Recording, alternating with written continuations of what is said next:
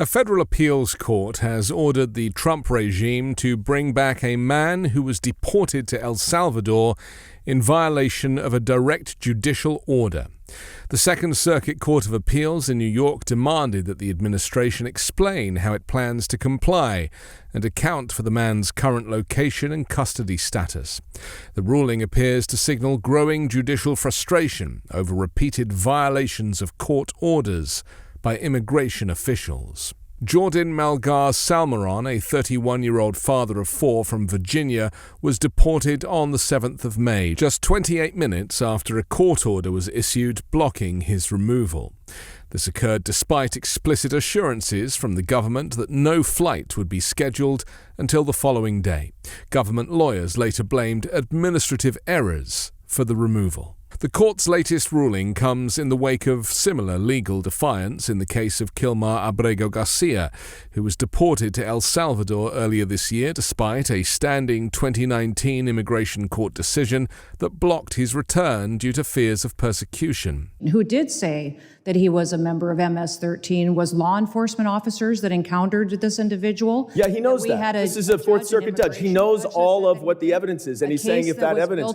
So you're not going to commit to follow this order? You won't commit to follow this court order? By the way, he identified Madam Secretary, himself. I reclaim my time. Stop filibustering. Stop filibustering. By gang members of MS-13. Will you give Mr. Abrego Garcia the due process that the Supreme Court and Judge Wilkinson has required you to give him? Abrego Garcia is an El Salvador resident who is in his home country. If he were to come back to this country, he would be immediately removed again. How do you know? He has received and been treated appropriately. So and he is not. How can you say he's been treated appropriately if the Supreme Court has ruled 9-0?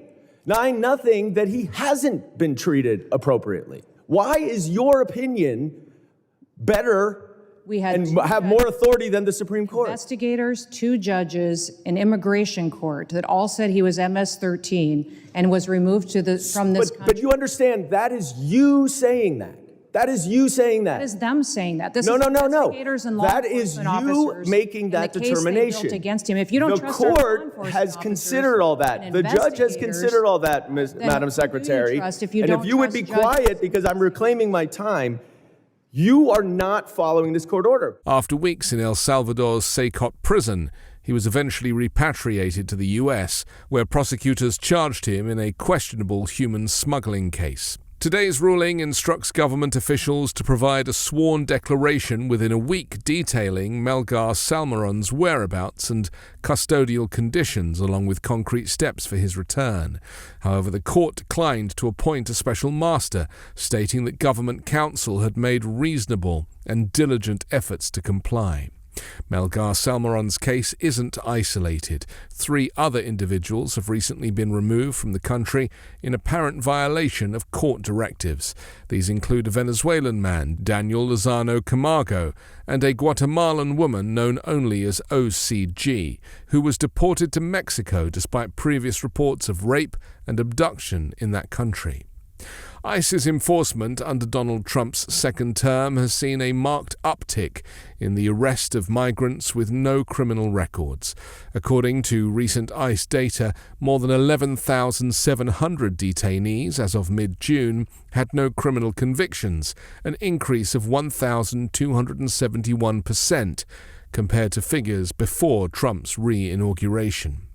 This contradicts official claims that deportations are focused on violent criminals. While DHS officials insist their priority is dangerous offenders, data from both the Trump and Biden administrations show most immigration-related arrests involve individuals with minor infractions or no convictions at all. The surge in detentions has filled ICE's facilities beyond capacity. Although the system was built to hold around 41,500 individuals, current figures show over 56,000 are in custody. Protests against mass ICE raids have also intensified, notably in Los Angeles, where Trump deployed thousands of National Guard troops, federalized them, and then sent in the Marines, despite local law enforcement deeming the situation under control. Critics have drawn parallels between ICE's current tactics and those used by authoritarian regimes, citing the use of masked agents and militarized enforcement.